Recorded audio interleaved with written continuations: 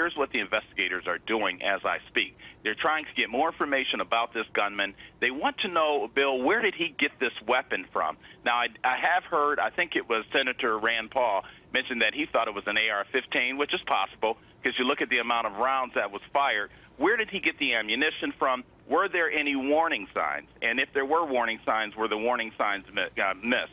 So these are the kinds of questions that the police investigators are really trying to figure out right now, and whether or not anyone else was associated with this individual. So you can expect throughout the day today there's going to be search warrants issued for this person's home, wherever this guy came from, and people that's associated with him. In the 50 minutes that we have before police come back to the microphone, all of that is valid, Rod, and the excellent point you make there. There is so much at this moment we do not know about the gunman. What was his motivation? That's right. Where is he from? Does he live in the area? Was it his intent to drive to Washington, D.C. for an event such as this?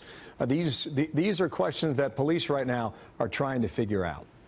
Oh, absolutely, and they're trying to figure these things out fast. You know, the bottom line here, Bill, is that we have to make sure that our elected representatives are safe and secure, and everyone is safe and secure. And so in an effort to do that, we have to try our best and our hardest. And I'll tell you, again, I applaud our law enforcement because they work tirelessly day in and day out to try to identify these people before the massacre. You know, Shannon was just talking with Senator Mike Lee a moment ago, and just listening to Congressman Palmer describe his feelings on the air for our listeners and frankly, his family members and friends watching back home. And you think about how security has changed on Capitol Hill since, take a date.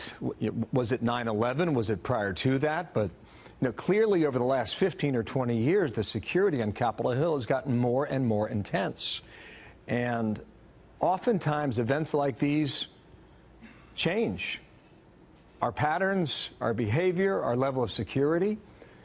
And you wonder what impact this could have on the security of our members of Congress on a day-to-day basis. And well, listen, we are 2 hours and 25 minutes into this. And that is a question that will be digested over the coming days and weeks and months. But we have to answer it, and we have to figure it out.